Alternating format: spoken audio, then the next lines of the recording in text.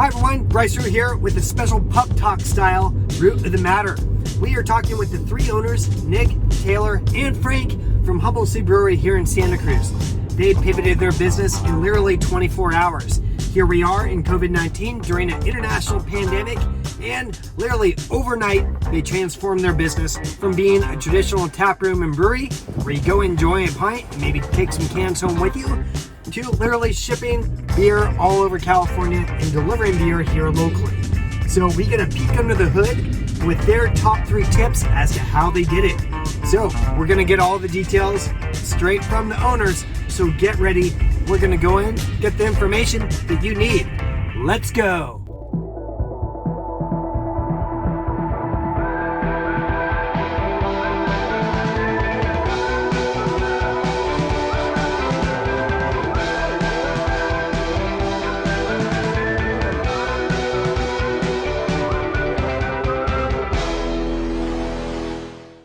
Okay, everyone, welcome to another edition of Root of the Matter. Today, we're in for a huge treat. We're talking with the guys that own Humble Sea Brewing Company here in Santa Cruz, California.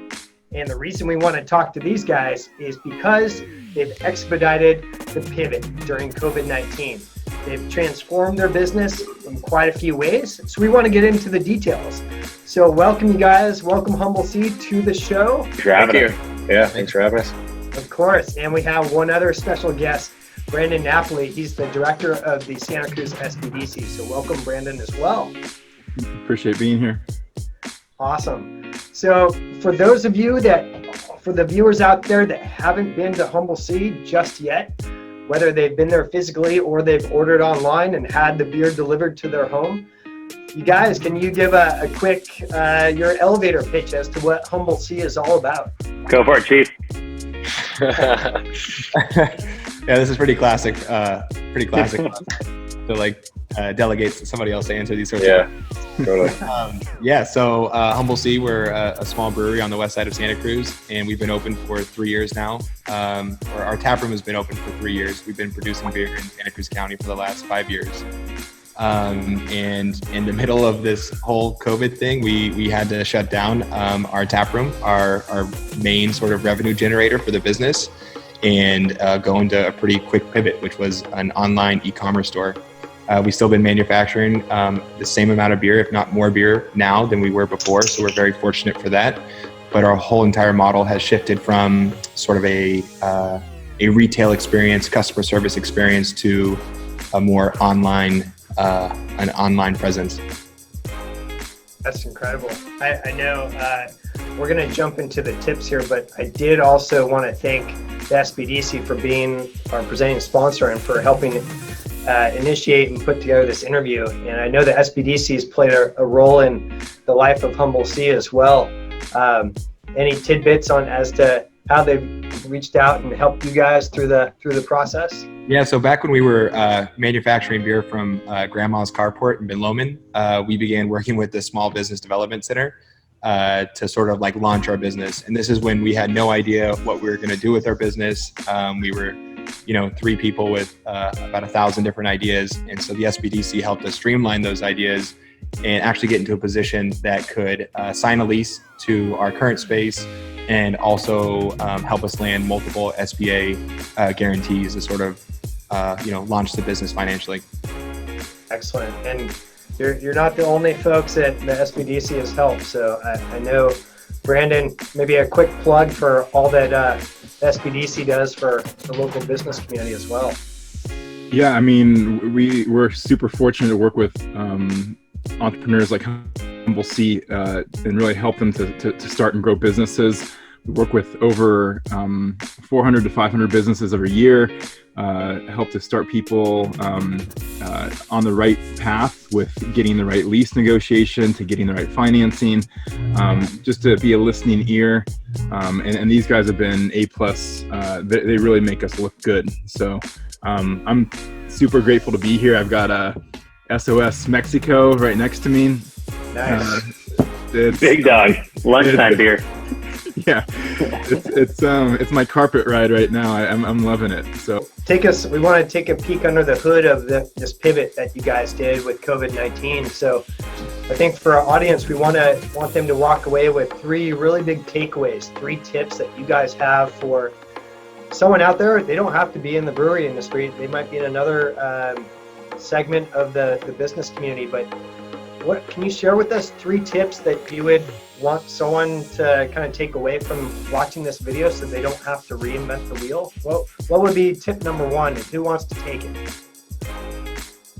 I mean, we can kind of go in order. I think our first sort of pivot was like the digital pivot.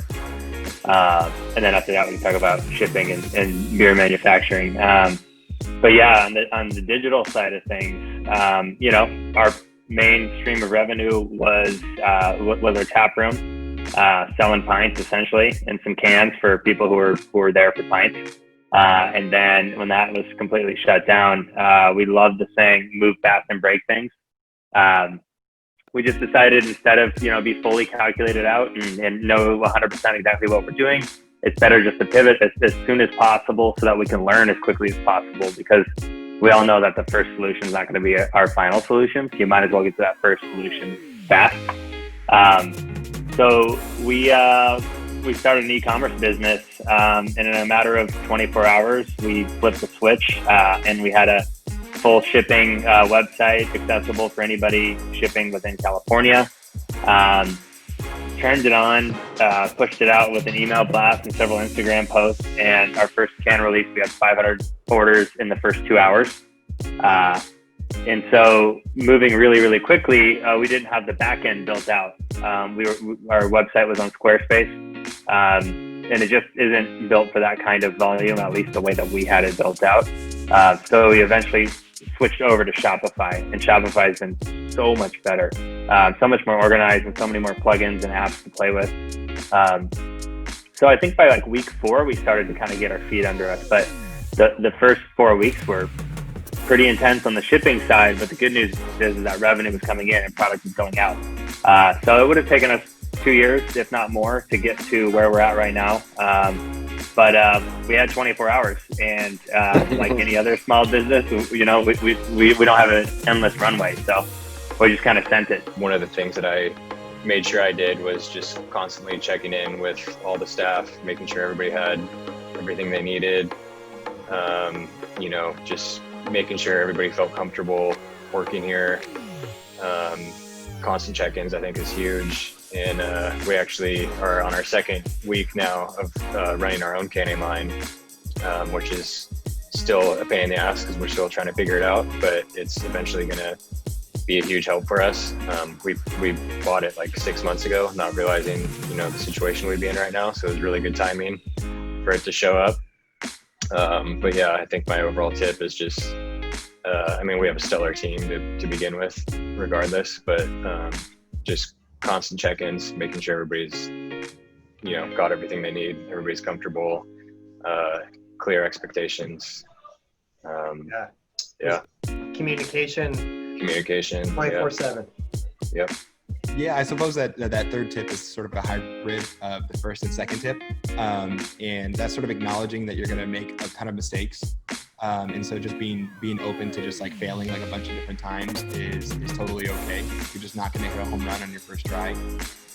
But then also surrounding yourself with a bunch of employees who are amazing. We're fortunate to have a really awesome staff that's flexible, and sort of going back to that clear communication of with staff and being like, hey, we don't really know what we're doing here. This is the first time we're doing this, so we're going to make a ton of mistakes. So please be flexible with us. And then just having an awesome staff that's willing to sort of adapt as needed. And that's what's helped us sort of transition this entire company from a retail business into an e-commerce store. So without our staff, like just being flexible and just putting forth the effort to try a bunch of new things and just have like really awesome attitudes, like we'd be pretty we'd be left behind right now.